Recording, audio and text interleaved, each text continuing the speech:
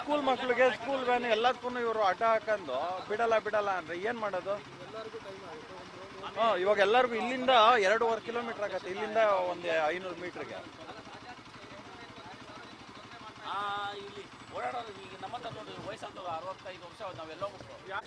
Department ಸಾಯಿಲಿದೆ, ನಮ್ಗೆ ಯಾಕೆ ತೊಂದರೆ ಕೊಡ್ತಾರೆ ಇವರು?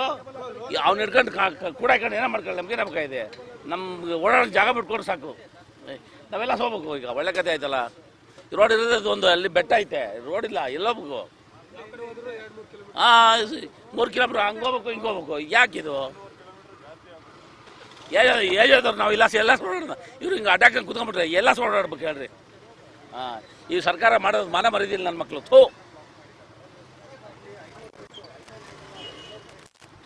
ಅನಾವಶ್ಯಕವಾಗಿ ಸುಮ್ಮನೆ ಇದೆಲ್ಲ ಸಾರ್ವಜನಿಕ ತೊಂದರೆ ಕೊಡ್ತಾರೆ.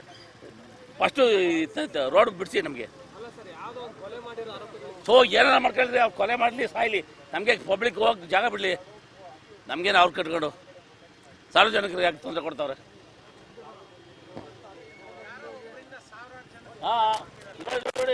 ಬಿಡ್ರಿ, ಸರ್ವಾಧಿಕಾರ. 2 ವೀಲರ್ ಆದ್ರೂ ಬಿಡ್ದಿರಿ, ಏನ್ರಿ ಇದು ಹಿಂಗೆ ಅಡ್ಡ ಹಾಕೊಂಡು? ಈ 25 ವರ್ಷದಿಂದ ನಾವು ಇದ್ದೀರಿ ಇಲ್ಲಿ, ಇದೇ ತರ ಗೋಳು ಈ ತರ ಇವತ್ತೇ ನೋಡ್ತಾ ಇರೋದು.